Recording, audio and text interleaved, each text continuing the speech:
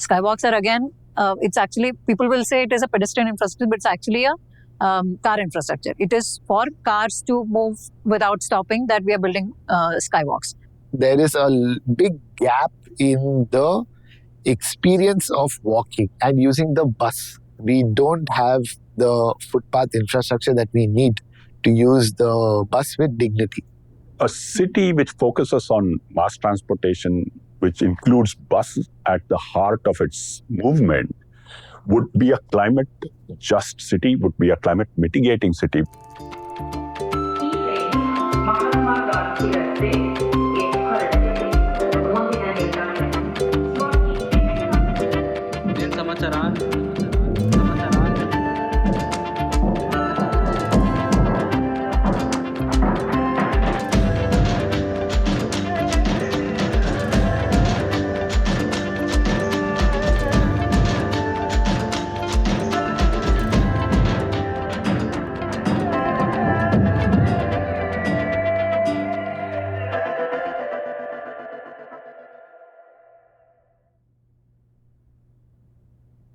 Namaskara, Bangalore.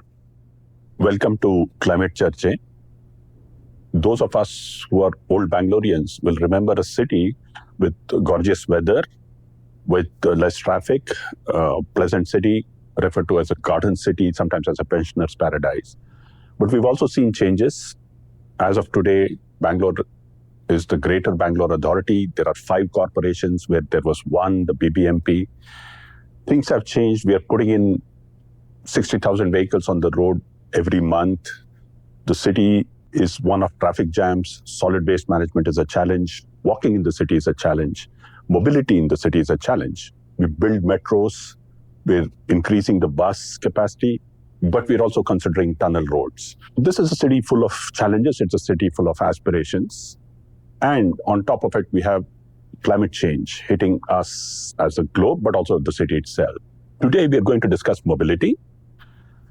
And we have 2 activists who've been part of the action in Bangalore with regard to mobility. I have Pravar. Pravar is a designer with experience in architecture. You're an architect, technology and urban planning, Pravar.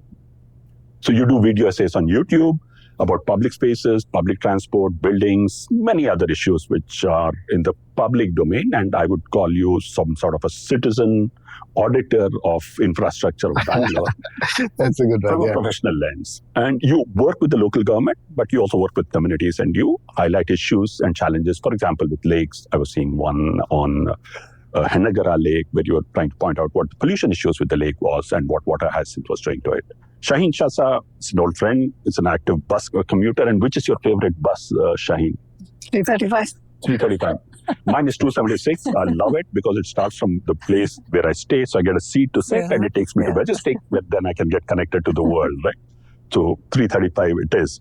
She's the founding member of Bengaluru Bus Prayanikara Vedike, which is bus commuters platform, trying to bring the voices of commuters and the insights that you bring on what traveling in buses are and how to improve the systems, to understand it at a meta level, but also at a local level, to try to find solutions for it. You've been a decade in the tech industry and you moved to the nonprofit social sector to follow your passion, which is 335. You've been working on urban mobility education, and I've seen a lot of your, some of your YouTube videos where you're expressing your ideas around what the challenges the bus system faces here in Bangalore and what can be done to better improve it. We start our conversations today. Let me begin with Pravar.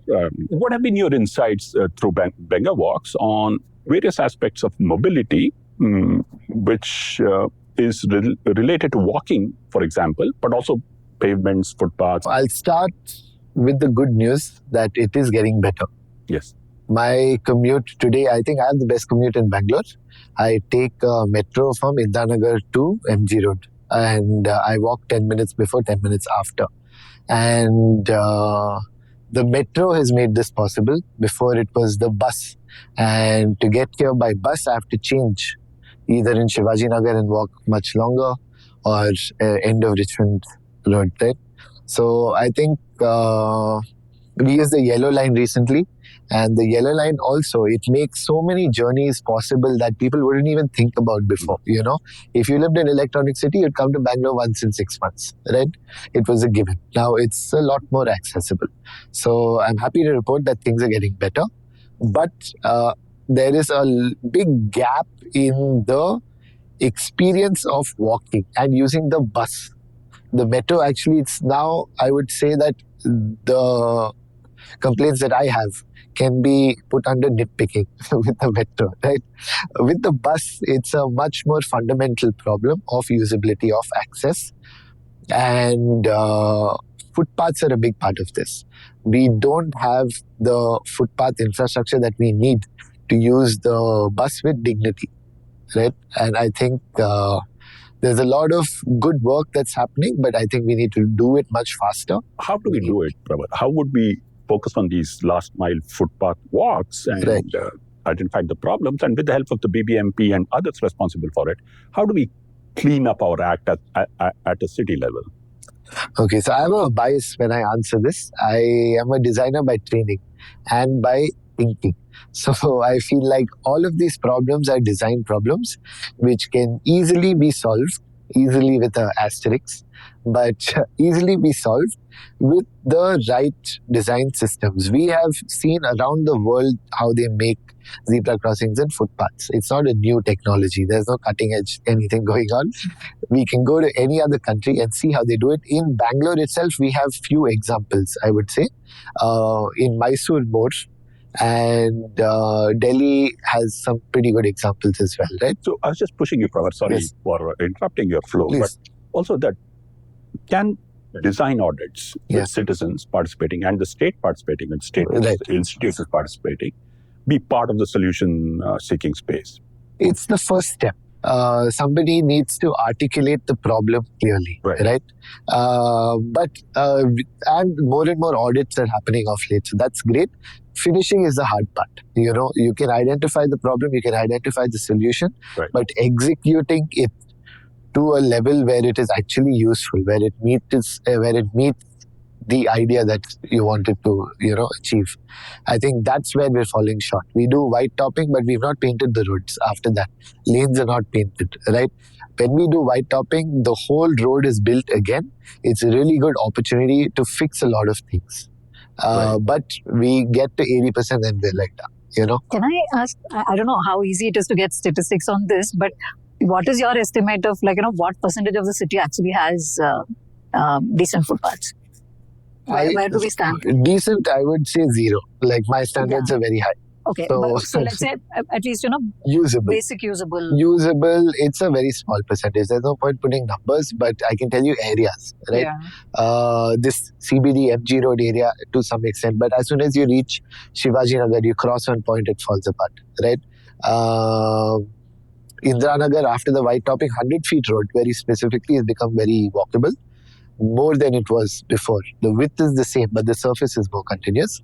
But as soon as you take a turn into any of the side roads, the challenges start. Yeah. So it's a very small percentage right now, and we need to bring that up first before we can talk about success. We've got a lot to grow because we're starting from point 0, as you said, or maybe 2%, and we've got to reach more walkability and mobility. But Shaheen, just to move the conversation around bus transport, you've been a frequent proponent of bus. Why is it that bus travel, which is such a dominant form of travel in the city, is so underestimated and invested? Actually, if you look at, earlier when you were introducing, you were saying that, the bus capacity has increased. Actually, it hasn't. In the last 15, 20 years, if you see, we have had 6,000 odd buses in the city for like almost 15, 20 years. So, what kind of growth has happened in the city in terms of population, or even private vehicles have actually become, we are I think a 1.4 crore population or something today. Right. And we have more than 1 crore vehicles in the city. So look at the competition that's happening between people and vehicles. And that is the level of growth that the city has seen in terms of population or vehicles or buildings or occupancy. But if you look at the bus capacity, it actually hasn't decreased. So, and I don't know, I put the blame on the unwillingness of the government to actually invest in the bus the same way we are investing in other, like you said, Tunnel Road, for instance, or earlier there was this project of elevated corridors which the government was pushing. or the metro also, if you look at. I mean, Pravar was talking about how metro is actually, working fine. But what is actually working there is that we have given a dedicated line for the trains to run. If you give half of that to the bus will actually deliver much better, much cheaper, and without disrupting and damaging the environment and the spaces and communities that we are living in. So the problem that I see with the bus systems is that we are under-investing. We are completely sort of neglecting that system. I mean, the new buses are coming in and all that, but the old buses are also getting scrapped. So in terms of actual capacity improvement, it isn't happening. New routes are introduced, but also more in the IT belt and those areas, but a lot of other regular areas, people, like Pravar said, it's same thing with the footpaths. You move away from the main roads, the bus connectivity is again gone. So these are, it's essentially a lack of prioritization. I mean, what we have been campaigning for is that bus should be the central Form of transport. Yes. Yeah. Metro cannot be our primary solution to public transport. So whenever we ask questions about public transport investment, the answer is we are building the metro. So, but then what is the percentage? Maybe 10, not even 10, I think. I mean, like 5% Of metro? people use metro. Right? Metro, if I'm not wrong, the numbers are now 10 lakh a day and Yeah. buses 40-50 lakh a day. So is there an image trap? Does the city see the metro as having arrived and the bus as sort of...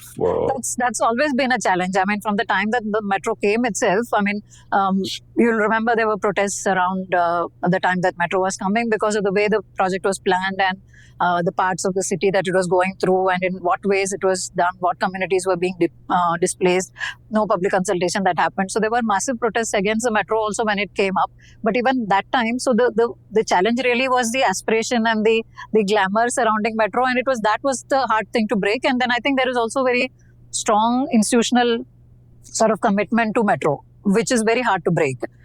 So the question of prioritization between bus and metro, it's really, that's where the perception is the challenge that we really face. Correct. So that's a perception challenge. But Yeah. would you sort of highlight for us, what does it actually mean to the city we invest in bus travel? What does it do for the city? See, so actually, like Pravar was saying, 40-50 lakh people travel by the bus, which is like 40-50% of the city. With an under-invested bus, which is only 6,000. Just 6,000 buses. Buses. That's the number of people that are using the bus. It is actually the lifeline of Bangalore. So Right. the more we invest in buses, so what would communities want? They would want more buses, more frequency of buses.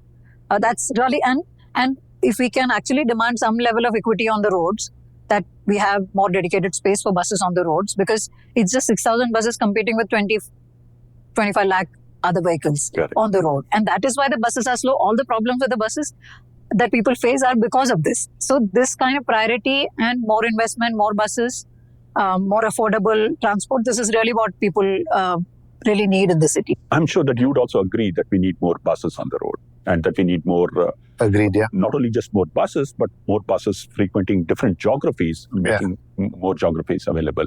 But then, would you also see the buses needing to be linked with that last mile mobility, which is on the pavements and the footpath, the walk to your place of work, to your place of education, or whichever place that you're heading to? How Before critical he is that? starts, can I just add that all bus commuters are pedestrians. So footpath is a very integral thing for us. Yeah. It is such a challenge. Which is why I was asking him what is the percentage of Yes. coverage, because see, we have now taken it almost for granted that we don't have footpaths. We will somehow kind of navigate, but that is not the way it should be, right? I mean, all bus commuters actually suffer because of lack of footpath. So then to reframe that question, Pravar, Yeah. would you be doing a video on how do we access our bus stations, the more central bus stations? Right. Would that walkability to these places be of more importance or provide more bang for the buck? No, 100%. I think in Bangalore right now, the bus system is mostly big buses. Right. Yeah. And so mostly they move on the major roads, right? All of our mobility systems, you have to look like the very good parallel is nature itself, right? Any tree, any river, there's a primary branch and there's a secondary branch and there's a tertiary branch. So I think along with improving footpaths, we also have to improve the branching of our buses. So we have big buses, we need medium buses, and we need small buses to do different types of journeys in the city. Right now, most of our buses do long journeys across the city, right? we also need more smaller buses to do neighborhood trips. And this has to happen in parallel to the footpaths. Yeah. So right now, everything is not great. So we need to kind of improve everything together. And the bus system itself, the design of the bus system is a big part of it. Correct. So let me just put that climate lens on this, just to Right. understand. We need our services to improve, our basic infrastructure to improve. But what is climate change doing to, let's say, bus travel or to walking? Right. Are spaces getting more restricted because it's too hot, there's no shade, there is waterlogging? All these, are they adding up to the problems that commuters face? Yeah. That's a brief answer. Yeah. No, definitely. See, right now, it is a time and money decision, each journey, right? And if that's not a problem, then it's a comfort decision. If I have to go somewhere and waiting at the bus stop is not pleasant, I'm going to use the bus less. And over time, the incentive will be to stop paying the Rapido or the auto and get my own vehicle, And that directly has an impact on climate change, the number of private vehicles moving in the city. Right. So thinking off from what he says, we need our bus shelters, bus stops. So from BBPV, we had done a bus shelter audit, I don't know, maybe 10 years back or something. And actually, if you look at I think we have around 8,000 bus stops or something in the city. Maybe around 1,500 to 2,000 bus stops actually have shelters. And even those shelters are not like, if I stand in the shelter in front of my bus stop, if it is a big rain, it's just going to lash into the bus stop also. It's not going to offer me any protection. Right. So traveling during these kind of weather conditions is really difficult. And of course, waiting in the sun, like he said, why are we not able to travel with greater dignity? It's because the common people are using these buses that we don't think that they deserve or need the comfortable travel, whether it is waiting at the bus stops, what kind of shelter we have, so how do we actually walk to the bus stop during the rains if it is flooded, or what kind of footpaths we have, how do we actually cross? I mean, everywhere we are seeing skywalks coming up, but skywalks are again, it's actually, people will say it is a pedestrian infrastructure, but it's actually a car infrastructure. It is for cars to move without stopping that we are building skywalks. It's not a pedestrian infrastructure. That's a very valid point. Yeah. There's one more thing I wanted to say about weather. But the good thing about public transport is that, if you're booking a Rapido or any of those things, suddenly there is a surge in pricing and there is unavailability of vehicles during rain. The bus will run irrespective of, rain or shine. The bus will always be there. At the same cost. There is no surge pricing. There's no surge pricing in the bus. That's a very interesting point that we make with climate change, waterlogging, weather conditions start to affect mobility and transport in the city itself, right? But how about the design of the bus itself? Should we not design for more ventilation and humidity? There are buses coming in. But inside the bus design, does it need a lot more working? Definitely. I mean, some of the newer buses which are coming in are better, but even then, like say for instance, the question of accessibility itself, right? I mean, how many people can comfortably climb stairs? Correct. It is not just the people with disabilities that we are excluding, it's also senior citizens, people traveling with luggage, women traveling with children. So many people have difficulty accessing the bus. So starting with just getting into the bus itself, there's so much that can be done with the design. Where is the pole position? Some poles are like, so close to the seat that you have to kind of, getting into the seat and getting out of it is so hard. So there are so many things that can be improved with the design, but sometimes these become like really luxury points for us, because basic availability of buses and frequency and being able to sit and travel, or even stand in a not so crowded buses. These are like very basic minimum needs. Even that is not met, so we kind of ignore design, and those are all like you said, icing on the cake. That's kind of how it has ended up being. Yeah, but this is the point we're making, that it's about design, right? So we need to figure out design to be inclusive, to be equitous, to be gender friendly, to be children friendly, and so on and so forth. How is the design community interacting with, how are the designers interacting with these public mobility systems? Oh, great question. And again, I'm happy to report that things are getting better. after many, many years, I think for the first time, starting middle of this year, design is part of the tendering process for BBMP contracts. And this has come specifically after a lot of pushing on the designs of junctions and footpaths. And so for the first time now, BBMP is not just going to put an engineering contract. There is also, like engineering and construction, there's also a design component. So that's a really good thing. But I would say that there is a big gap in the design literacy overall, right? I think my interaction with the design of roads and large infrastructure right now is not very high, but I used to do interiors for some time. And the popular sentiment over there is that we don't really need an architect or designer, the civil engineer will figure it out, right? And that's true. The civil engineer is very good and he's very fast. But there are some things that if you spend time on, you can do better, right? And that's where I think good design makes a difference. Like you mentioned, the ventilation with buses, right? In April, May, even February on some days, it's really hot inside. And the windows in some of the buses, you can't even like open them. The top part is locked. The rain is inside on the seats, right? Yeah. That's a different problem. In these buses, there is a top glass panel that they've made for advertising. It's locked. You can't open it. So all the hot air is stuck in the bus itself, And this is a really simple design problem to solve. Right now, it's nobody's job to look for these problems, right? And I'm optimistic though that it'll get better. But there's been a lot of call for what now has become the DULT, the transportation integration of various modes. There's also the BMLTA, the whatever BMLTA that. also, right? So how is that helping and how should that work better now? Yeah. So actually, this is a little bit of a tricky thing. I mean, you know that BMTC is not under the city government. I mean, the BMTC is not under. Yeah, it's a parastatal. So, therefore, there is no real oversight on BMTC from a city government point of view. Sorry, does the Greater Bangalore Authority have the potential now for the BMTC to start to report to that? See, I've not really closely looked at what kind of provisions it has made for the parastatals to kind of come under this, but I think it's a complex situation now, right? I mean, BMTC has these, I think, 50 jurisdictions or 50 depots that operates, and then these are not necessarily aligned to wards.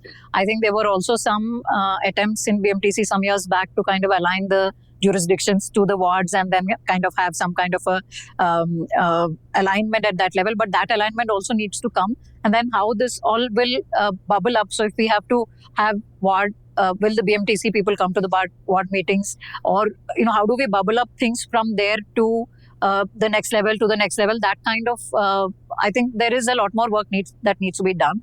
From a BMLTA, see, when BMLTA came, actually we had submitted our objections also. Let's sort of expand what BMLT. The Bangalore Metropolitan Land Transport Authority, I think 3-4 years back, the bill was passed. I don't think it is actually operationalized. This was, I think, passed during previous government's term. But there are a lot of problems with that law. It actually centralizes a lot of things at that BMLT level. Right. What we need is decentralization and more public participation. But what BMLT has actually done is just to make the administrative ease, they've actually centralized at a bureaucratic level, which is not really what we want. Right. So while it's something that we've all campaigned for, that we need a agency which is integrated, coordinating and all of that, it has come in this centralized form. Like this chief minister is the chairman of the BMLT. Now, when that is the level at which you centralize, it's very difficult for people participation or decentralization or that kind of decentralized planning to really come. So while BMLT on the surface looks good, it is not designed to address our concerns about mobility planning and so coordination and decentralization and yeah. democratization. Yes, it's a professional technical integration, but there is not a democratic. So we've been asking for bus adalats, for instance. I mean, BESCOM has adalats, BWSSB has adalats. Why not bus adalats? Right. But then, the bus adalat and the ward thing, how do you integrate that is a question. And even if the bus adalats are there, actually BMTC needs a proper system of how do you see, when you hold an adalat, people will come and say all kinds of grievances because people don't have a forum. They'll come and say no change in the bus and conductor misbehaved and this and that. or they didn't stop at this place, they didn't, so all that kind of comments and complaints will also come, and also issues of not enough frequency, this time there are no buses, or Right. other kind of issues. And so the MTC actually needs a system to sort of categorize these issues, and adalat should happen regularly, so that whatever you reported in the previous adalat, some kind of action is taken and reported back. Otherwise people will not want to come to that system. But what is required is minimum of something like this should be instituted, so that people have a place where they can go and raise their issues. Today there is no place. There is an online complaint mechanism and all of that, but that actually doesn't really give you the kind of response or interaction that you really need to solve your local area issues. Right. And the depots are not like in an area, it's not like a depot in the area runs all the buses in that area. Right. Buses from other depots will also come. So there is a need to kind of figure this system out in a way that it is responsive to commuters, and there is a way that commuters can actually interact with BMTC. That is a fundamental need. Pravar, for Bengawalk, perhaps a better bus depot design in terms of how it interacts with the people. Maybe a video on that.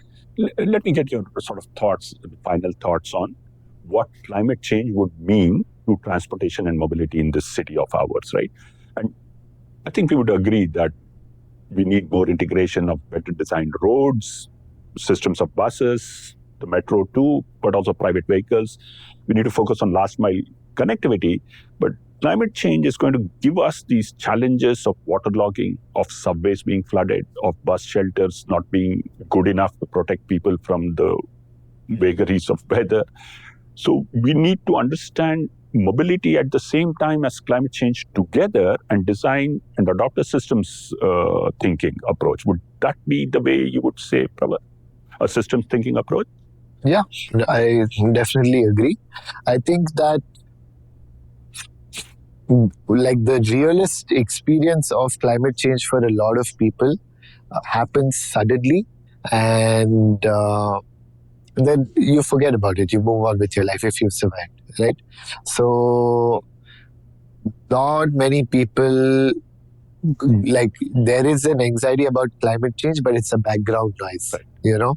So I think that you have to zoom out a lot to solve climate change, and policies at all levels and actions at all levels are needed. But I think the simple way to think about it also is that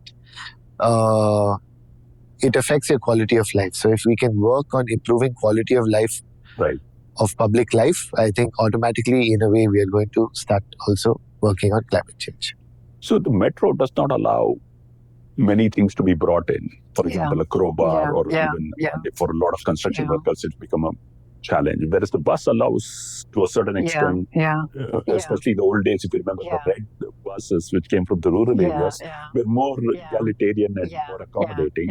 Whereas perhaps the battery-powered EV buses are a bit elitist in some sense. And also very accident prone from what we have seen, because the pickup is pretty good.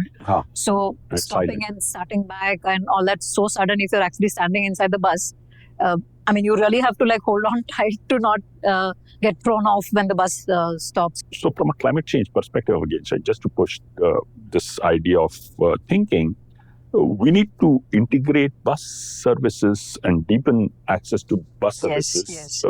You sometimes argue that it could be free for everybody too. Why not? Because it's the most equitous form of transferring subsidy, right? Because it's the poorest who use the bus services. So therefore, you could do that. So your thoughts on what a bus system of mobility would look like in an era of climate change?